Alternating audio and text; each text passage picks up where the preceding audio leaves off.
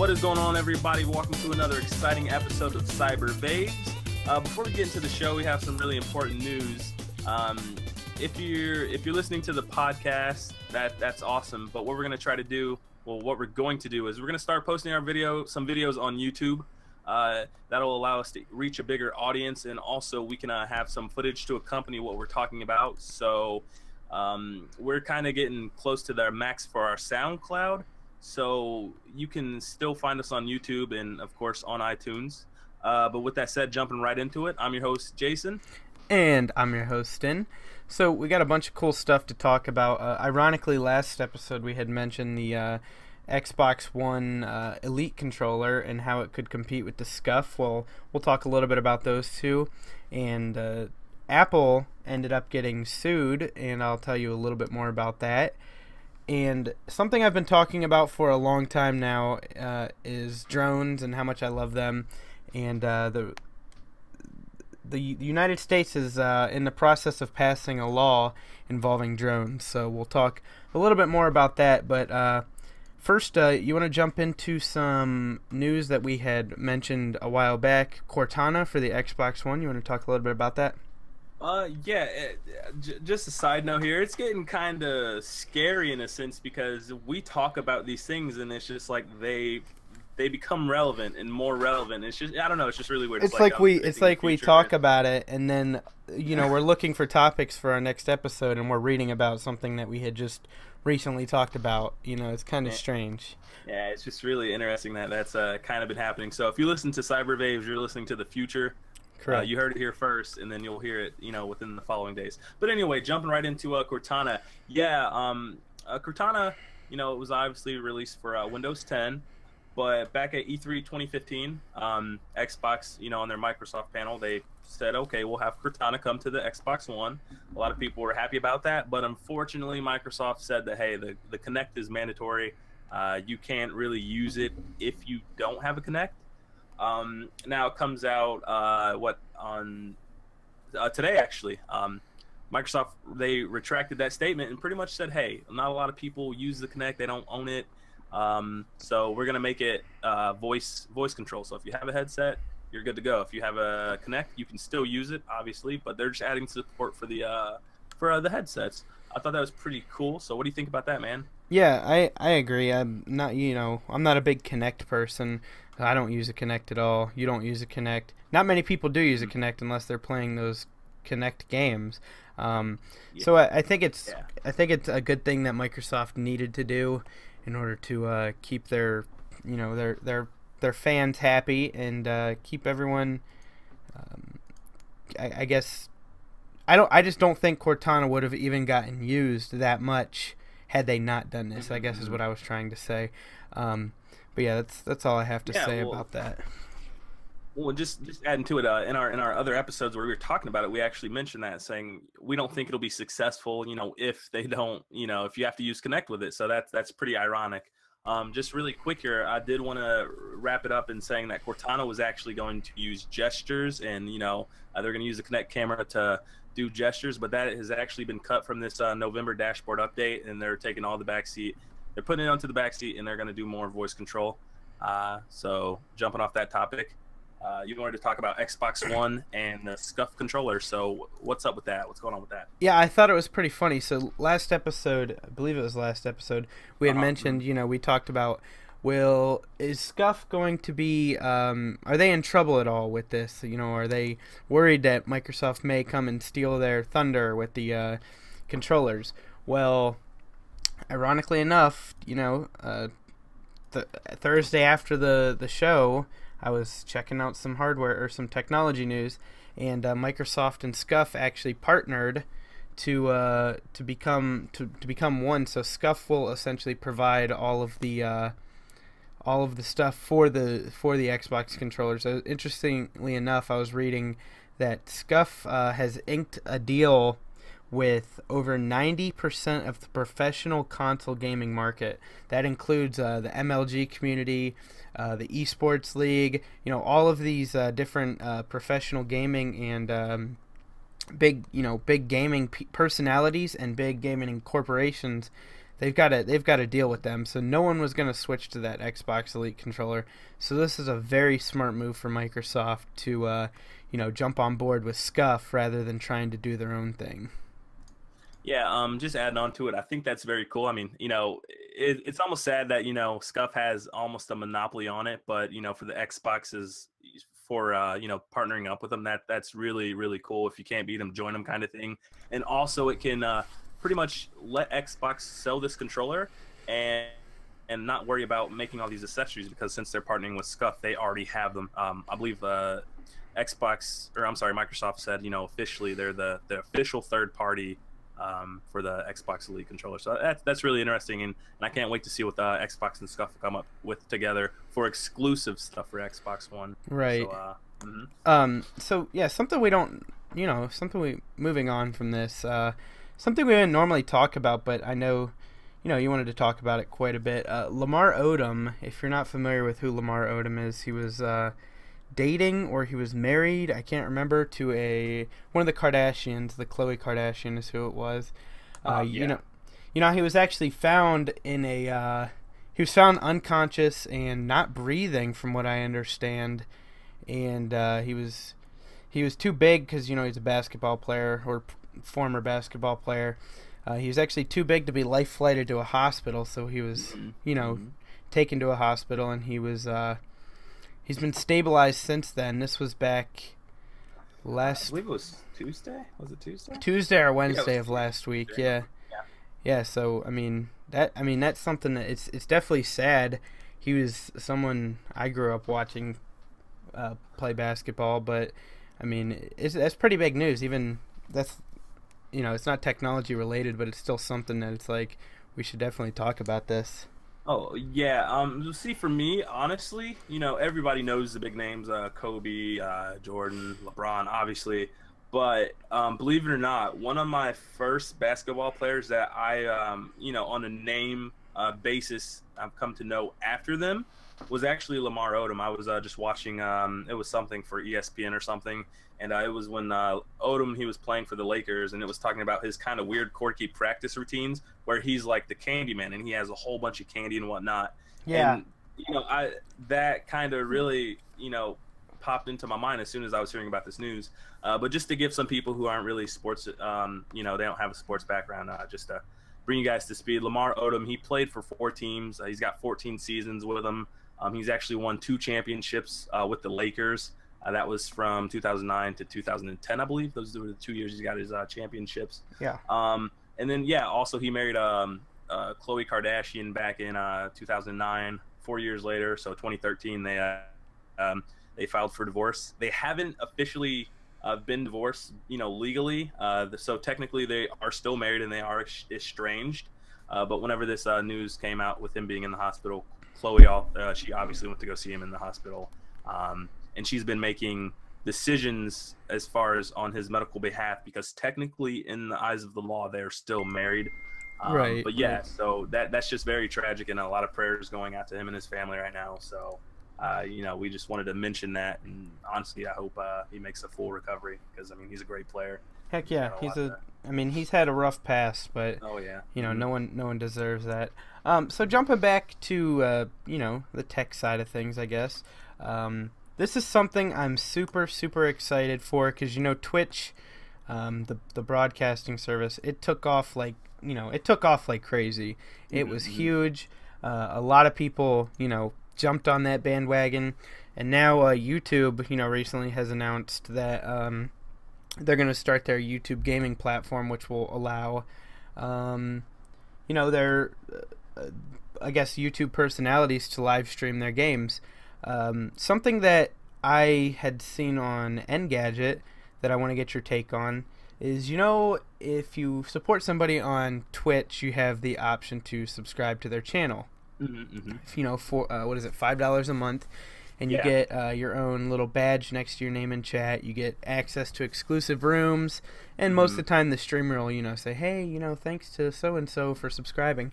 Well, I wanted to let you know that with YouTube Gaming, they are announcing a sponsorship program at $1 less than Twitch, $3.99 per month. You can cancel at any time. They don't refund you for your partial time, but ironically enough, the money goes directly to the channel, just like Twitch.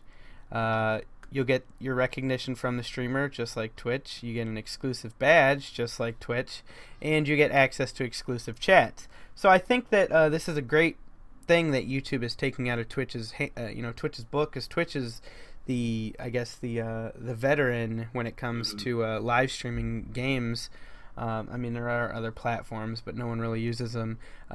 So do you think this is something that you could see growing, or do you think Twitch has the market? And do you think that maybe this is something that we, I guess, as VVaves might be able to get into, or is this not your cup of tea? I do definitely like the idea. I think that YouTube is really a force to be reckoned with. I mean, they're backed by Google, and for those who don't know, Amazon actually acquired Twitch as well. I think Google was going to bid. Well, they bid for Twitch, but Amazon, they beat them out. And so Google was kind of like, okay, we'll do our own thing. They made YouTube gaming. I think it really breaks up the monopolization of the gaming industry as far as streaming, because I mean, it's the market for gaming is huge, especially for streaming. It's getting ridiculous. So I think that's very cool on that end. My only problem with it right now is if you look at Twitch, they're so established that on your Xbox and on your PS4, you can actually just stream from the system itself. You don't have to go out and get anything. It's just kind of standard, ready to go. Now, if you do remember, PS4 had it first, and eventually Xbox One adopted it. But I heard that, I'll have to check my sources again, but YouTube gaming is gonna go, I think, on the PS4. They're kind of like gearing up towards PS4. I haven't heard anything about Xbox One. I could be wrong. They might just be like completely PC based right now, but I wouldn't feel inclined to use it as a content maker or streamer until it goes on systems, because streaming it's a very costly thing if you want to do it right. And as far as VVaves actually getting on it, I mean, I think it would be cool. That'd be something in the future, and probably for like, oh, we've been waiting for this game, we've been talking about it. So if you listeners want to join in and watch us and partake in that, that'd be pretty cool. I'm not opposed to it. I definitely do like how YouTube is they're kind of taking shots at Twitch. I just hope that there's no, okay, well, he's established, so nobody else watches that. And I find that a lot in Twitch. So many people have become successful from it. Right. And it's kind of like, you're a little fish in a big pond. So I just hope they give like the new people their day in the sun, or so, and so to speak. So that's my only gripes with that. I just hope everybody gets fair time, instead of you go on Twitch and, oh, it's the biggest streamer doing this game only. It's right. Give the little guys a chance. So I just pulled up an article real quick about this. PS4, I think you're right. They did, ink a deal with YouTube. It's currently in beta right now in Japan. Well, this is back in August. This article is from, but they did add the ability to stream to YouTube from your PlayStation 4 directly. So maybe that is the case. Maybe it's not. Who knows?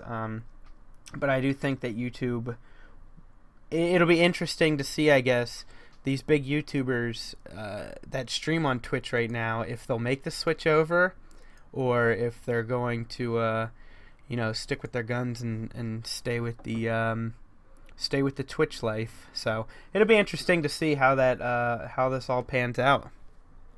Yeah. Well, wrapping things up, we're about to go to a quick little break, but stay tuned and find out what law might possibly be passed with drones, and how much and who sued Apple. So stick around for that, and we'll be right back. Hello, I'm the German scientist Max von Weber, and I'd like to thank you for listening to the VideOcast podcast, and you can find us on iTunes and stay in touch with us on Twitter at CYBERVVAVES. Once again, that's CYBERVVAVES, and thank you for listening. And welcome back. So, last episode we had briefly mentioned about drones, and I had, told you about my passion for them. I was, browsing the internet like I always do, and I came across an article about the federal United States government will announce a new plan to require anyone purchasing a new drone to register the device through the Department of Transportation. So I guess before I get any more into that, what do you think about that? It's a sad, sad day if this law becomes passed, because it's a toy, man. It is a toy, okay? It's when people have too much time with technology and they want to do something new and cool with it, and they make drones. I understand that, there's good and bad with everything, but just I don't think the government should, get into this. It's out of their hands. That's just ridiculous. I don't like the idea one bit at all. I think if you have a drone, you shouldn't have to register it. I'm very displeased with this. I'm very displeased. I think the point of it is they're concerned about close calls of unmanned air vehicles flying too close or colliding with aircrafts, causing some things to flights to flights to be disrupted, and passengers on those airlines are upset about it, and it could cause damage to the plane, which could in the end hurt people. But I see why. I guess I see both sides of it. I do see why. I don't think there should be a registration required. I think there should be some kind of, I don't even know how they would do it. I want to say tie to your name, but at the same time it's just registering it. So I see why they're doing it, but at the same time it's like, you're right, it is a toy, and it's just something that you should just be able to purchase and not have to worry about paperwork and getting all that stuff filled out. So just put my 2 cents in and wrap it up really quick. It's an airplane, okay? If an airplane hits a bird, you don't say all birds need to be registered and tracked, and you don't. The size, a drone compared to an airplane, a commercial airplane, I mean, come on. The drone can go directly in the blades of the fan and just be completely decimated. The paint might get dirty. They're being childish about that. Let's just move right along. Sure. Moving right along. So yeah, Apple, they're under some fire right now. The University of Wisconsin-Madison actually won a lawsuit for $234 million that Apple has to pay to them. And this is for a patent, from my understanding, that Apple had they prohibited, I guess. Go ahead and tell us a little bit about it. Well, yeah, from my understanding, it was something to do with the processing chip. They had used some kind of their design heavily resembled the chip that the Wisconsin University they had designed and had patented. And just to kind of bring you guys up to speed, they've actually done this in the past with I want to say it was Intel. Intel kind of did the same situation. So when they went to the courts, they used that as an example. Hey, Intel tried to do the same thing. We sued them, and then Apple, can we sue them? And they were granted. I believe originally they were asking for somewhere up to like 450 million. They got a little bit more than half of that, but for them, obviously that's a victory. For Apple, that's just a slap on the wrist. Right. And then along as far as the chipset and processors, I know you wanted to talk about that and your unfortunate experience with this quote unquote Chipgate. So tell us a little bit about Chipgate. Yeah, so the two actually kind of tie in together. Real quick, I just wanted to mention that I had gotten the iPhone 6s Plus, and I'm very satisfied with it. I had mentioned last episode I was gonna briefly talk about it in this episode about the battery life. I haven't had any problems with it. I've been up since for about 6 hours today, and I've only gone down 9%. So that's pretty solid. Pretty solid battery life on this bad boy. Let's see if it maintains. So yeah, Chipgate. Apple doesn't. They're not a developing company. They don't they don't develop their hardware for their devices. So they had two companies that developed their processors inside their 6S and 6S Plus for their phones. Ironically, Samsung was one of them, and I can't remember exactly who the other company was. It was like a TSMC or something like that. So yeah, two different companies developed the processors. Now, you would think with two different companies developing the processor, it would be the identical processor. Well, that's actually not the case in the devices. The Samsung device the Samsung processor in the device is actually a little bit smaller than the other one that the other company makes. Therefore, that when something's usually bigger, like the iPhone 6 Plus is bigger than the 6S, it's gonna lead to a larger battery. So there is a difference in battery life between the two devices with the different processors, but it's nothing that I've watched videos of people basically maxing out their phone, watching videos, just maxing out the CPU, and the battery life does fluctuate between the two, but it's nothing you're going to notice because you're not constantly maxing out your device all the time. I guess I just want to get your opinion on this. Do you think this is the right move for Apple? Do you think they'll change their ways up next time and go with the same company to develop the two chips? And why do you think they have two different companies developing these chips? Well, from my understanding, when I was looking, for information on this, from what I was reading, they pretty much said, "Hey, Apple, this company right here, we want you guys to make our processors." And that was the initial company. That was what they had only planned for. And so when they gave them the job, apparently that company could not meet the supply. They couldn't fill the order, so to speak. So instead of delaying the phone, Apple went ahead and said, "Okay, Samsung, we need your help as well." Yeah, obviously Samsung's got the the backing power to do so. Right. So that's where the two chips come into play. Obviously, one of the companies made it a little bit better, a little bit smaller, freeing up a little bit more battery room, a little bit, I would say technically a little, just very, very small percentage gain over the processor, making it a little faster, maybe more optimized or something like that. And so that's why you have these two chips, and people are kind of freaking out. I know there's an application you can get. Wow, sound old application. I haven't said this. There's an app you can get on your iPhone, and it pretty much tells you the serial number, and hey, this is the chip you got, and et cetera, et cetera. There's a free version and then a paid version, but you can just kind of look it up with that app for the free version, find out what chip you have if it's really that important to you.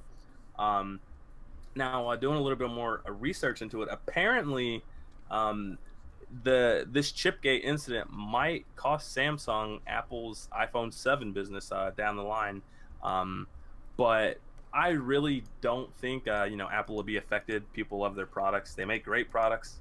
Sometimes I disagree with the price. I think you're paying for a brand at that point. Right. But if you can remember, for the iPhone 4 they had antenna gate. iPhone 6 you had bin gate or battery gate. Now you got chip gate. It's just another thing. It's a new product, and they kind of try to find something with it. Yeah, they always nitpicking. Seems like. Exactly. But I think Apple will be fine.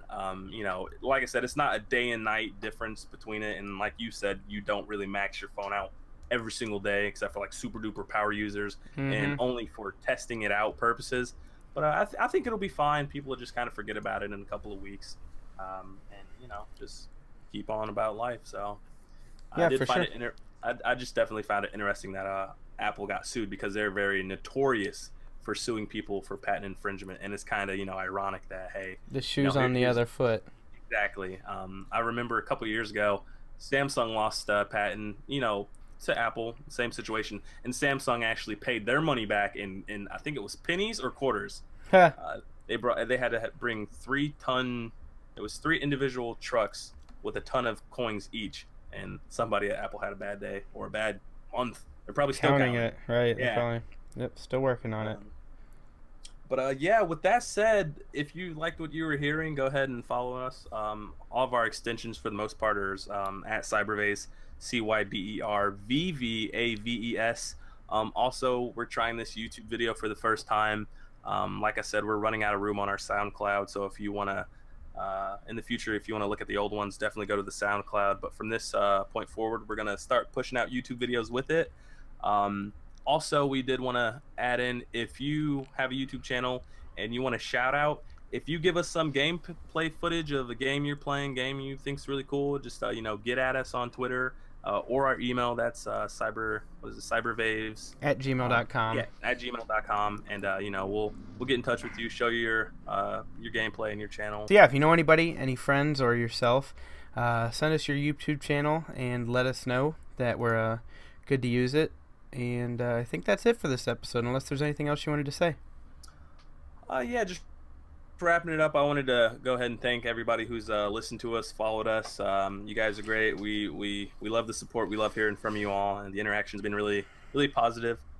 So CyberVaves on behalf, we thank you. You guys are awesome. Yeah. Wrapping it up, I'm your host Jason, and I'm your host Tin. Peace. Peace.